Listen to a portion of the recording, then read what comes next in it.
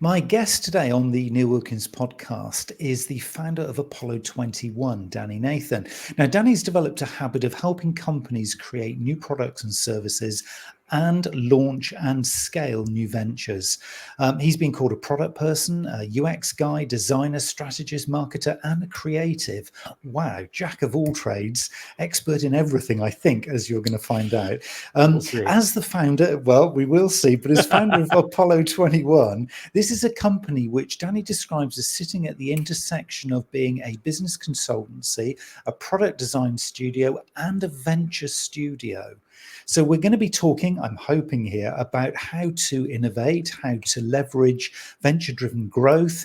And for me, really importantly, because I hear this a lot as a big, big challenge, particularly in startups or new organizations, new businesses, how to remove barriers to scale.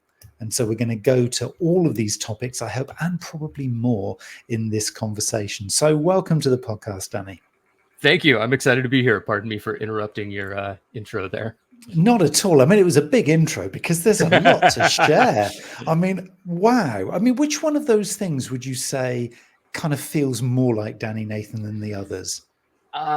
Geez, that's a really tough one to pin down. Apollo 21, as you pointed out, sits at a weird kind of unique intersection point amongst a lot of different areas that have made up some part of my career. And so in a lot of ways, Apollo 21 is sort of the culmination of, God, it makes me feel old, but 20 plus year career path that is zigzagged across everything from advertising to technology to entrepreneurship and kind of all the little spots that connect the dots in between.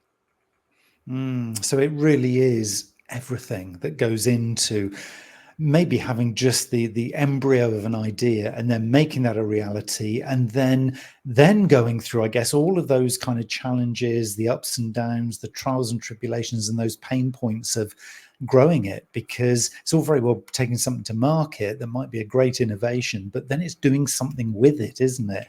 I mean, do you have a starting point typically when you sort of encounter maybe a new client or somebody you're supporting? Is there a typical moment where they might be struggling or looking for somebody like you? Folks come to us for a couple of different reasons. The one that we hear often, especially from more established companies, is folks come to us because they have some sort of problem, often something that they have been trying to tackle for an extended period of time and either haven't had luck with or just haven't figured out sort of the right combination of things to try to crack it open. And they know that technology sort of aligns to whatever that problem is. And so to make that concrete, we have worked with a huge variety of clients and verticals that range anywhere from remote guarding and security to restaurants to financial services to sports and music and fitness and all sorts of things in between. And the one thing that we have seen over and over again is folks coming to us because they know that there's something that needs to change and they haven't figured out exactly what it is that needs to change. And then once they do figure that out, how to build usually some sort of technology to support that new idea, new venture, new product line, new revenue stream, et cetera. And so, as an example, we had a financial services client that came to us and said, "We're drowning in email. Can you help?" And that was the problem statement, was literally, we get too many emails and we can't keep up. And so regardless of what the question or the problem statement is, our process usually begins with some sort of discovery period. And we use that period to deeply understand the business from which that problem or opportunity stems so that we can then dig in and figure out how to help come up with a potential solution.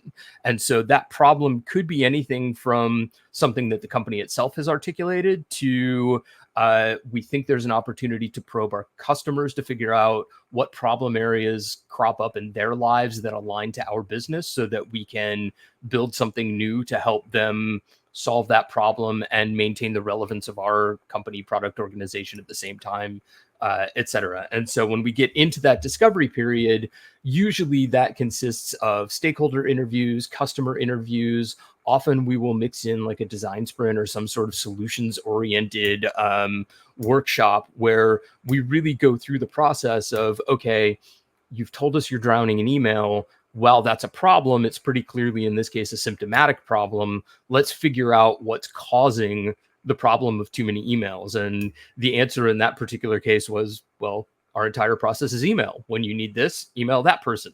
When you need that, email somebody else. And so, of course, when your entire process happens via email, you're going to drown in email. And so we ended up building for them an entirely new piece of operational software through which we had figured out what the top 3 processes were within their organization that were taking up the most time and causing the most problems. And then we built that software to align directly to those particular processes for that client, so that they had something, a dashboard that they could sit down in front of every day and go, okay, I need to execute this process. I'm going to click a button here. I'm going to enter all the information. And then, of course, we built in all of the requisite automation and everything that was smart about, well, if this person entered this and it's for this client, then it needs to go to this person for approval, and then this person for action, et cetera, et cetera.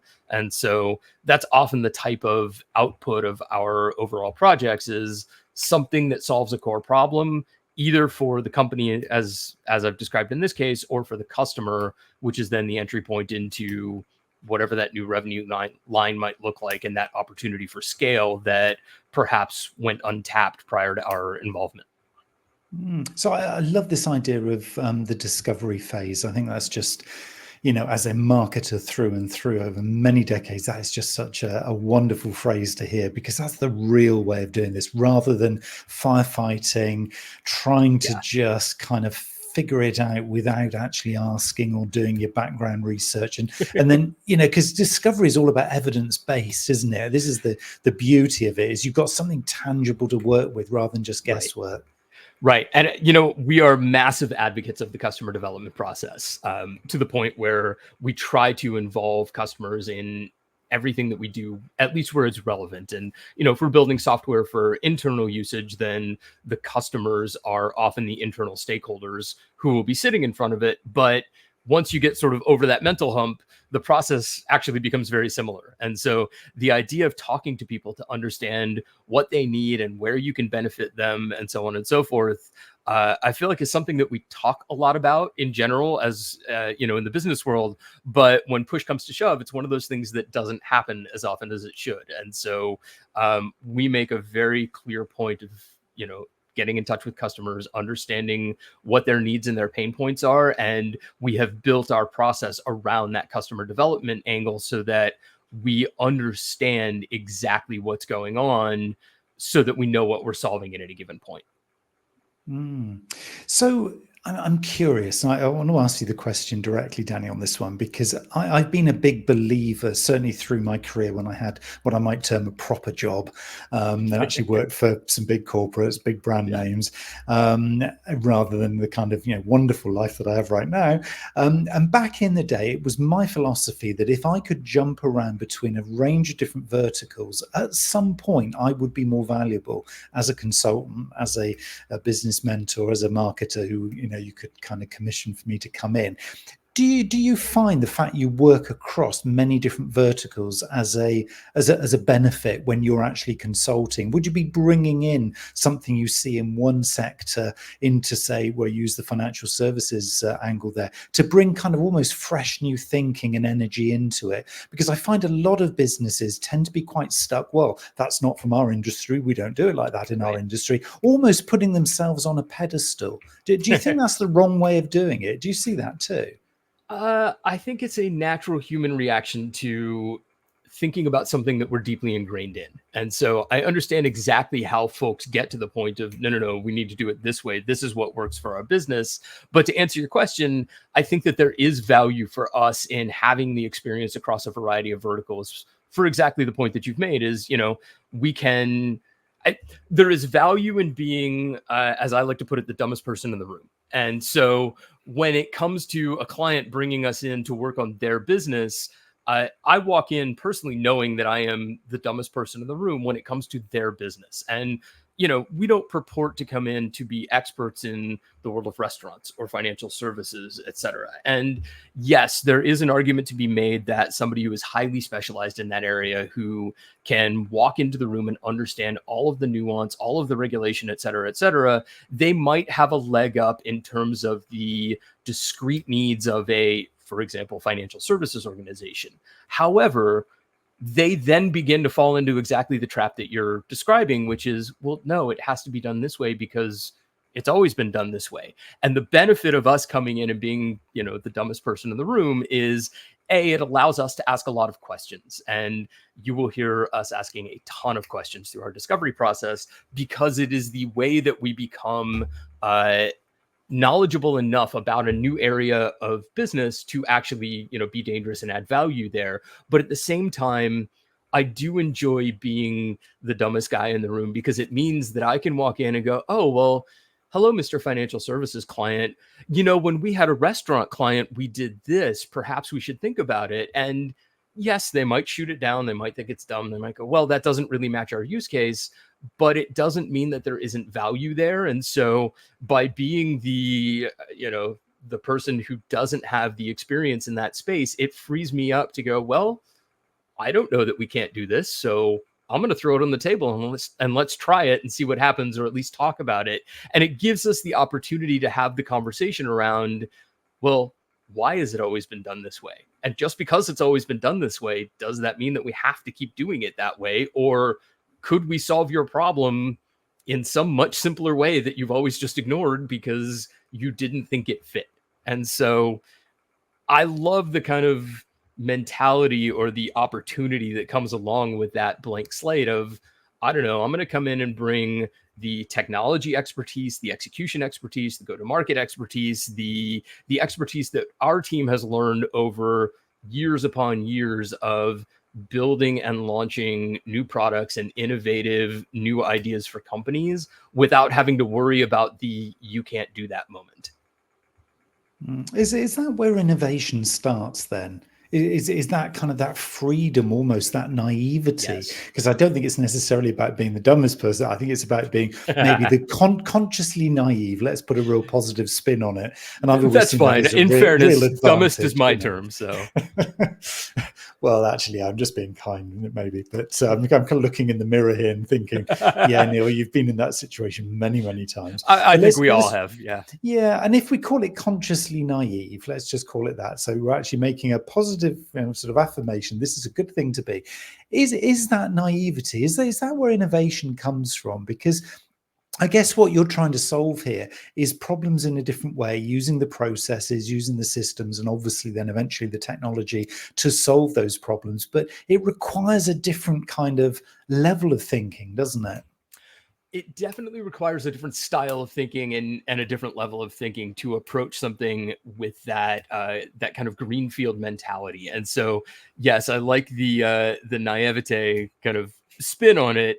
And yes, I think that a lot of innovation starts there. When we talk innovation, we talk a lot about experimenting at the fringes and trying weird, random things that haven't been thought of before. And to your point, the more you can approach an interesting problem with a unique perspective that perhaps ignores some of the ingrained sort of solution basis that most folks would look at it with, that frees you up for that moment of innovation. And I think that in my mind, you can't talk innovation without talking about failure at the same time. And so part of what that naivete brings to the situation is it allows you to be free to fail because you're conscientiously trying things that come from a unique place, that come from a different type of experimentation mindset. And so I think that bringing that conscious naivete to the table and utilizing that as a means to go, okay, let's just ignore everything that we already know for a moment and pretend that we don't know anything except for what the problem is and perhaps who the customer base is. How can we layer those two things together to learn something new that might work? And yeah, it will often open the door for, I never thought about it from that perspective, or I never thought to ask my customers that particular question. And all of a sudden you've heard somebody tell you something that puts an entirely new spin on the problem that you've been trying to solve in the best possible way. And it, those are what I call the facepalm moments of, Duh, why didn't I think about approaching it that way? Why didn't I think to ask that question? Now I have an entirely new track to go and explore and potentially fail at. But in failing, you will also be learning and exploring. And,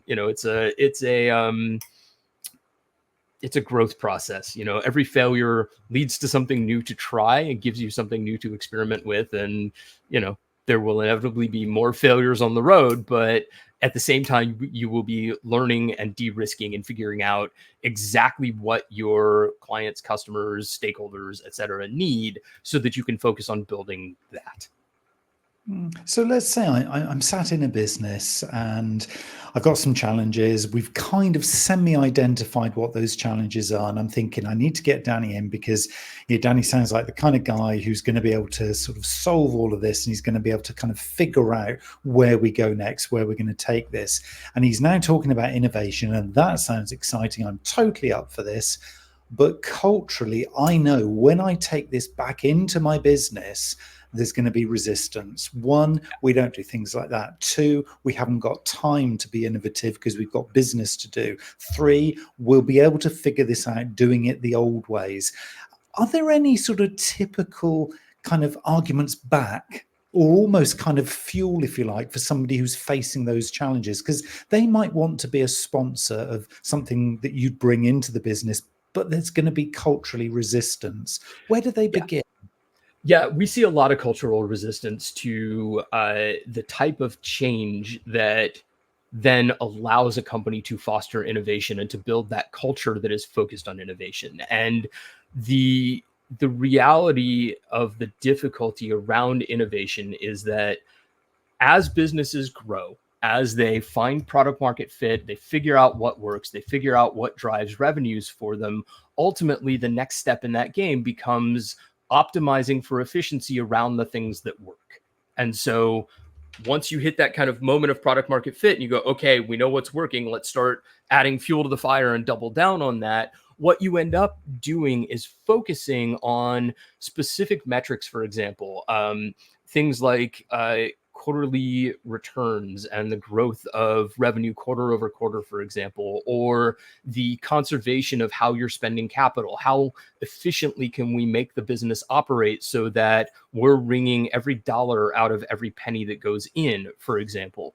And the problem with that mentality, in spite of it being overarchingly a good thing for a business to kind of learn how to hum along and become more efficient, is that the metrics that support that efficiency are at direct odds with the metrics that would support innovation and that would help foster innovation within an organization. And so if you look at it, if as a company, your metrics and your goals are all focused on driving down costs and time necessary and things like that, while you're driving revenues up, you're going to limit the potential and the availability of funds to do the weird experiments at the fringes that I talked about a moment ago. And so the biggest kind of pushback that we end up hearing is, well, how quickly are we going to see a return on investment on this innovation work that you're encouraging, for example? And the reality is that the investment in innovation is a longer term perspective on building the longevity for your company by creating things that ultimately will help grow new revenue lines, that will help experiment with new business models, but that are going to take time to create returns, which is why, for example, the phrase venture-driven growth has become so popular over the last few years. As companies start to think about venture-driven growth, what you're effectively hearing them say is, oh, we're starting to consider how we might layer the mentality of a venture capital firm into our business directly. And so if you look at the way that VCs operate, they're making tens or hundreds of investments in what are effectively experiments. In their world, an experiment looks a lot like an early stage startup, but that doesn't have to be any different for a corporate organization. And the problem is that you have to make lots of investments because lots of those investments are going to fail. But over time, you'll find the one or two that don't fail that return so much at a far higher percent of return than any of the failed experiments that they will make up for all of your failures and probably then return a ton of capital on top of it. The problem is that it takes 2, 5, 10 years to get to that point, as it does for a venture capital firm to find returns on their funds. And so that dichotomy right there of how do we build a company that is focused on efficiency while also building around the idea of venture-driven growth that will allow us to experiment and take big swings that will have big returns over time, is where that that kind of cultural dichotomy comes into play around how do we justify this? What metrics are we using to determine that the use of capital that goes into innovation is being well spent? And so often what we will do when we start working with new clients that are approaching that type of conundrum is help them understand exactly what I've just explained in far greater detail, because obviously we have a little bit more time to dive into it. But then also helping them understand what the changes are within their organization operationally, i.e. what metrics do you need to be considering that don't align to the efficiency-driven metrics that you're looking at today, as well as culturally. How do you give people permission to experiment, to fail, and to try things that solve unique problems, ideally that they're discovering by talking to customers, without feeling like their job is at risk? Because if you're building a company that is based on efficiency, giving people the opportunity to spend money on experimentation and customer development and things like that is a difficult thing to swallow. And so one of the ways that we equip internal stakeholders to bring that back to the C-suite, for example, is by running a 2-day, what we call accelerated innovation lab. And so it is a 2-day workshop where we will sit down with, whoever the key stakeholders are that want to be involved in that process. And we will evaluate where the problem spots are in their operations and metrics today. We will help them figure out what the evaluation model looks like for the internal ideas that might drive innovation. We help them structure a venture-driven growth approach within their organization. So what does that look like? Are we building out an actual venture fund? Are we building out an internal venture studio, for example, that is focused on doing the actual building?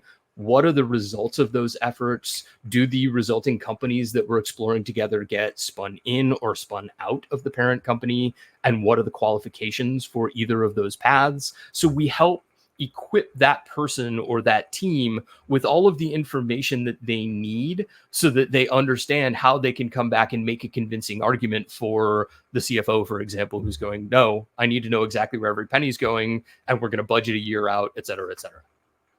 That was a very long-winded answer to your question. Yeah, I'm sorry. but it's great. It's so valuable, because I think for me, and I'm sure others might have picked up on this. I mean, there are so many things to unpick in there, and as you say, we don't have the time to do the level of detail that you would do directly with a client. But I think for me, one of the key things, and I'd like to just double check and cross check this with you on behalf of obviously the audience, is this whole idea of process mapping, because it feels that what you're doing here is you're kind of mapping almost a journey, directionally, strategically, where we're going to be taking this, but at the same time almost sort of unchecking boxes where there's kind of things that aren't adding value. It feels as though this is a real rationalizing everything that we've got. It's a very holistic approach, isn't it? It's not just dealing with the one individual problem. This is looking very holistically across the business, really. It is. And the purpose of this innovation lab that I'm describing is exactly that, is really the holistic view of what do we need to be thinking about to establish a culture of innovation and to foster that entrepreneurial spirit that presumably got that company to where they are. Every company at some point begins as that disruptive startup that was doing weird things differently. And eventually we just sort of, I don't know, we get so focused on efficiency. I was trying to come up with a fun word like efficientialize or whatever. But anyway, we get so focused on efficiency that we can't figure out how to balance the world of efficiency with the world of experimentation. And so that's really what we're trying to bring to the table. And it depends on what exactly the problem is that we're trying to tackle. So there's a very different conversation to be had if somebody comes to us with a clearly operational problem, like we're drowning in email, or we need a new technology stack to support our remote guarding business, for example, versus the open question of we talk about innovation. We know that innovation is important, but we don't feel like the practices that we have in place today are supporting the type of innovation that we want to help make a reality. And that's where this kind of innovation lab comes into play, is a little bit more on the blue sky side of the fence of, what does innovation mean for our company? How might we approach it that aligns to our business? And the idea here is not to come in and be as disruptive as possible. The idea is really to figure out, how do we align the goals of innovation with the things that are working today within your organization, so that we can help you come up with a balanced approach that doesn't just take everything and throw out the baby with the bathwater, but rather, nods to or facilitates integration into the workflows that are working today, while kind of opening them up at the edges to go, okay, this is what we're doing today. It's efficient and it works for us. But if we put a team in place over here, or if we allowed for this metric to be a little bit looser, or whatever the case may be, then we can really come up with unique and interesting ways to expand on what the offering is. And timing is one of those things that comes up. Why do this today? Our business is working. We're already growing with what we're doing today. Why should we bother? And to me, if you are building a business today that is focused on finding the utmost efficiency in the thing that you have already found that works, congratulations, you've built a working business and it is already dying. That is the unfortunate reality, that the moment you stop figuring out what tomorrow will bring and what doors you can open tomorrow to continue unblocking opportunities for scale as you are continuing to grow that business, then you've already become the incumbent that you disrupted in the first place. And so that balance is intensely important, really, for the longevity of your company. If you want your company to last beyond 10, 15, 20 years, for example, you have to figure out how to maintain interesting experimental things that are going to continue to keep you relevant and continue delivering on solutions to problems for your customers. That is so key, isn't it? To any kind of business that is, Yes. let's use the word sustainable, Yes. kind of going forward. So to be able to sustain either a position or to grow from a solid baseline, you have to be committing to this. Do you see a pattern with when you kind of exit from a particular project, for example? Do you see it, irrespective of the vertical, do you see a pattern as to how much on an ongoing basis a business feels it's going to commit its resources to innovation? So I'm thinking budget, I'm thinking people, I'm thinking time. Is there a typical amount? I'd love to get your take on that. I just want to make sure I'm understanding the question clearly, Neil. Are you asking if there's a typical kind of amount of time that it takes to get to the point where there's that commitment, or if they're committing a certain amount of money? Help me understand a little bit more clearly. Ongoing. So beyond kind of Apollo 21's come in, we've got this great strategy. We know what we're doing, where we're going. But Danny's also saying that we've got to make sure that this isn't just a one-time activity. Yes. We're going to do this for good. So we're probably going to get you back next year to check how we're progressing. But actually, how much time between now and then or into the future, and how much budget should we kind of be putting aside to this? Because it feels like this is a proper strategic commitment.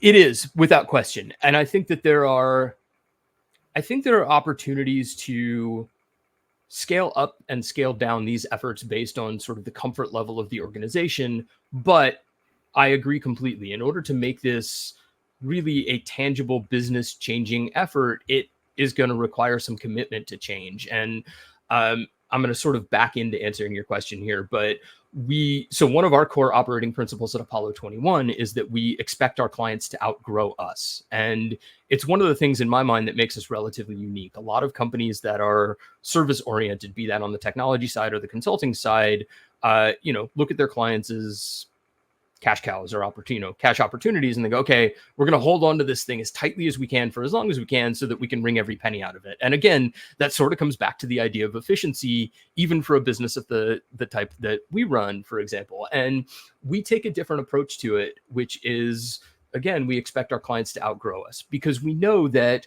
to your point, if we come in and we help companies understand the opportunity for change, if we help them establish what their venture-driven growth efforts might look like and how to run those efforts in the future, they're going to get to a point where they go, okay, it's time for us to go and operationalize this internally.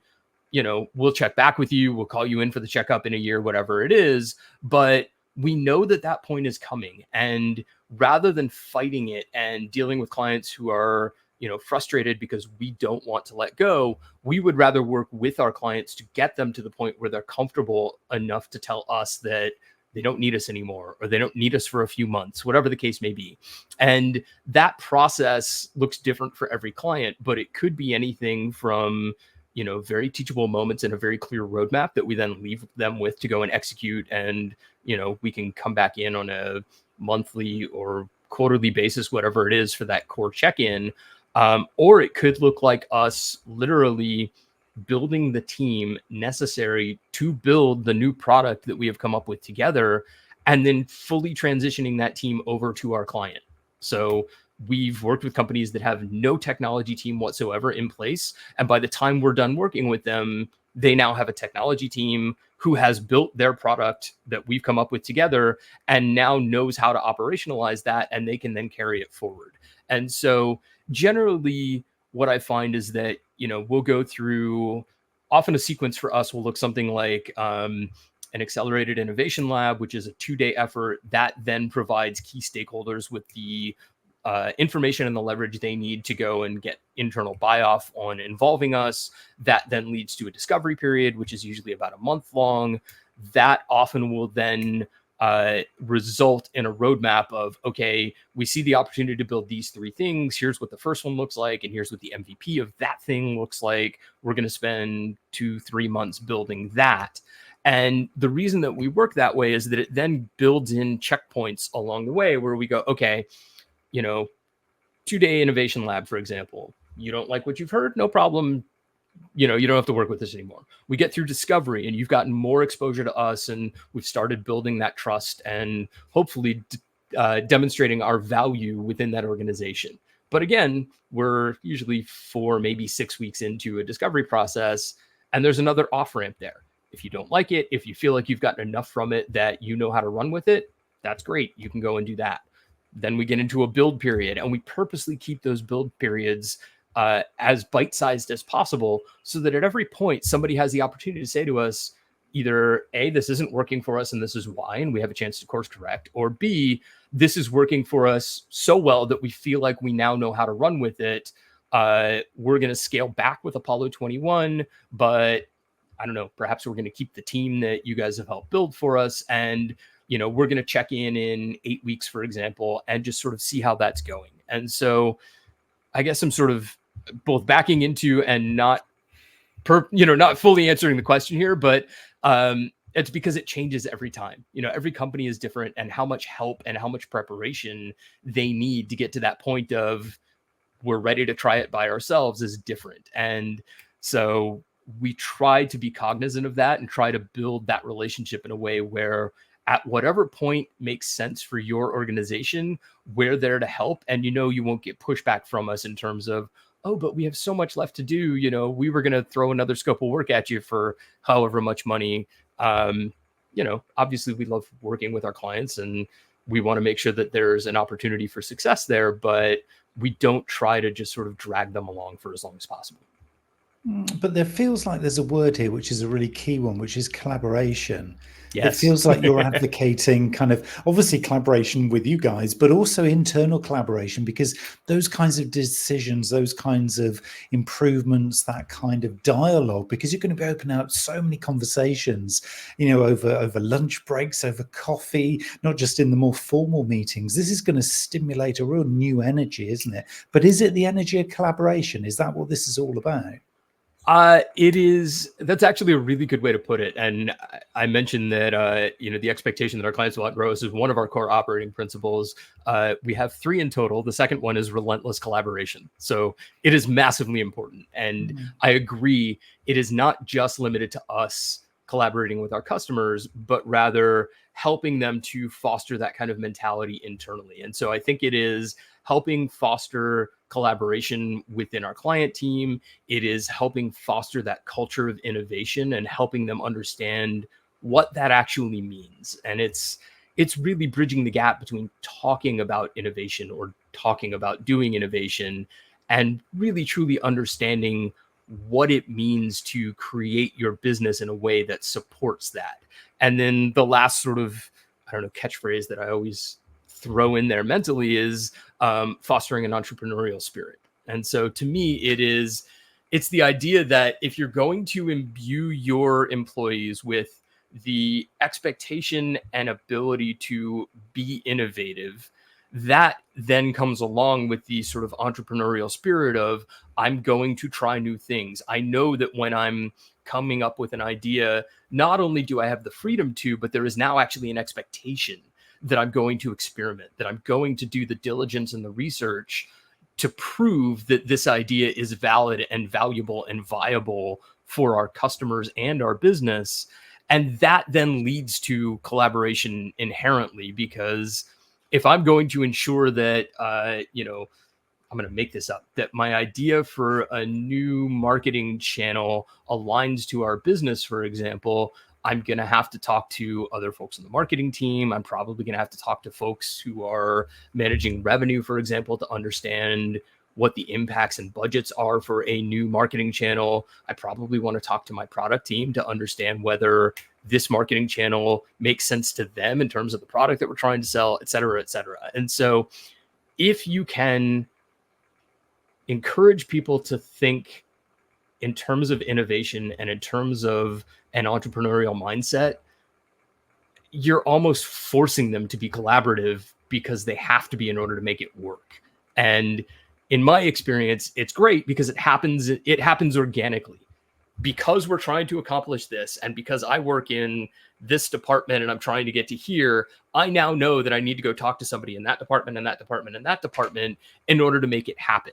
And so the thing that we want to have happen, or at least I'm making the assumption that every company wants their employees to be collaborative, has to happen in order to achieve the things that you have set out for them to achieve. And so it's a beautiful byproduct of an entrepreneurial spirit and a culture of innovation.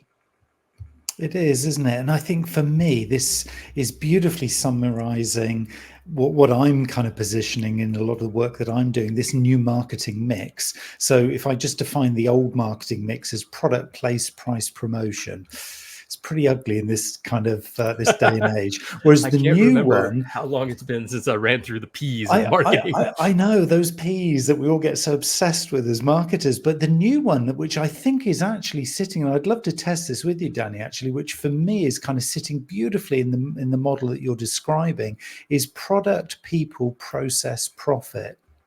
So it is all about creation, co-creation of value with all stakeholders, optimization of process, and creating kind of returnable profit that you can then reinvest in the whole ecosystem. All right, I've used a lot of cliches and words there, but do I kind of make sense in your world by describing it like that? Because this feels like it's all about value, isn't it? Yes, ultimately it is. Yes, I think that your new P's are far better than the old P's.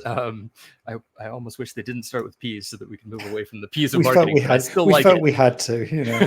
Fair enough. A little bit of familiarity there, you know. All right, new P's instead of the old ones. No, I think you're absolutely right. All of this comes down to value creation, and it's value creation on both sides, which is important to keep in mind, because if you're not creating value for your customers, then you're not going to have customers. And if you're not creating value for your business, then you're not going to have a business. And so, yes, you need to be mindful of the value exchange on both sides. And I agree. The idea of product, profit, process, and forgive me, I've lost the fourth P already, which is process.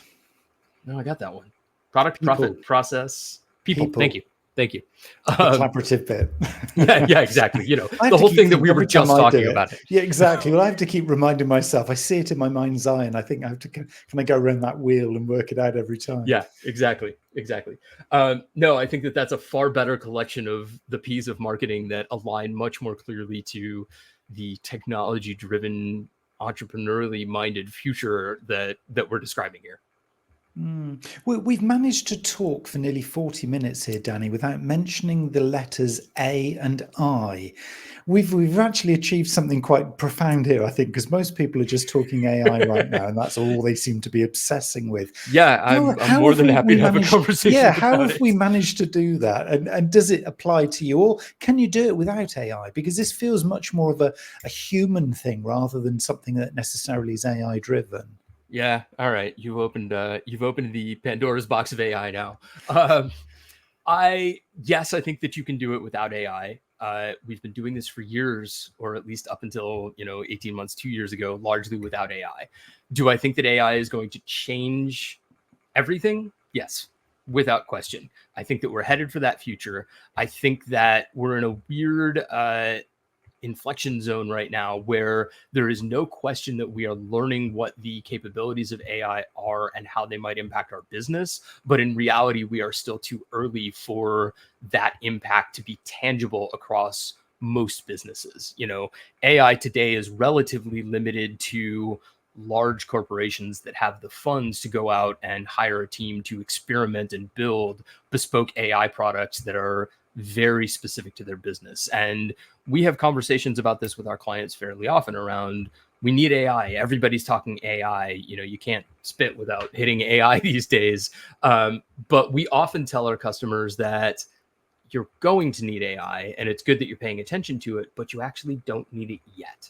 And where I find that a lot of our customers get confused is a lot of folks bucket automation, for example, into the world of AI. And the reality is that we can get really, really far down some incredibly valuable paths for both businesses and customers based solely on automation. And so this is what I was describing with the financial services platform earlier, for example.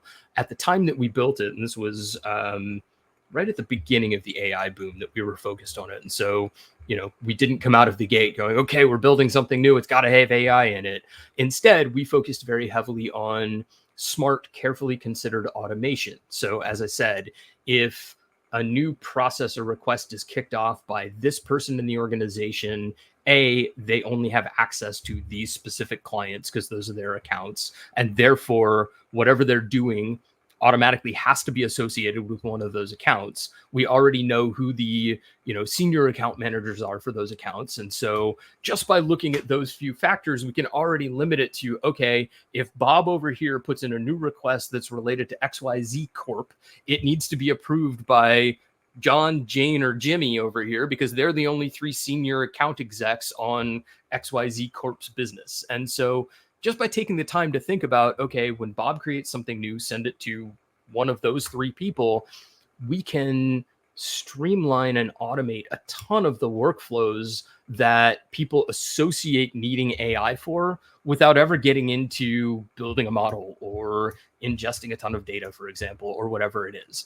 Now, all of that being said, while we're doing all of that automation work that is relatively straightforward to accomplish today, yes, we should absolutely be evaluating what data we have at our disposal, how that data might be leveraged in an AI capacity in the future. What do we want from that data? What would we like AI to teach us about that data that is impossible or difficult or time consuming to come up with today? And so we can lay the groundwork now while creating something that provides value for the organization or their customers, while also planning for what their beautiful AI future might look like in a way that we know we're ready to execute on that AI future based on clean, streamlined data that has been prepped for that particular use case, that we know what types of output and questions we're looking for so that we can train a model appropriately to deliver all of that based on the proprietary data. And that's kind of our approach to it right now, is what can we do without it today so that we can prepare the foundations for doing something with it in the future. And that seems to be pretty fitting of where we're seeing most of our clients sit, outside of just trying out the off-the-shelf tools that are available like Gemini or ChatGPT or Claude or whatever. And the other big warning that we slap on those is just bear in mind, whatever data goes in is no longer yours and you have no idea where it's going to show up. So don't export a spreadsheet of your company's financials and dump it into ChatGPT unless you're prepared for those financials to become something out of your control. Such wise advice. Danny, this has been a great conversation. I think, for everybody listening here, no matter whether they're facing challenges or if the sun is shining and they just want to take this opportunity to scale because now is the time they want to put the foot on the gas and really accelerate their business. I think, you've really outlined here that there are some guiding principles, there are some great kind of frameworks, but it is about working with an organization like Apollo 21. I'm going to give you a shout out here because it is about working with, guys like you who will be really thoughtful about the process. You're not going to be shoehorning them into something that you've tried with 100 other clients and you're just going to make them fit. This is a real kind of thoughtful process, isn't it? And I really kind of thank you for, staying true to that, because I think we need this in business. We as marketers need it, but I think business owners and anybody who's looking to scale a small, maybe even side hustle, and they're looking to kind of make this into something, is these kind of guiding principles that are so important. And, the business needs more Apollo 21s. I think every sector needs more Apollo 21. So thank you so much for your time and energy and the work that you're doing, Danny. Really, really appreciate it. Oh, thank you. Thank you for the kind words and for the great conversation. It's been a pleasure.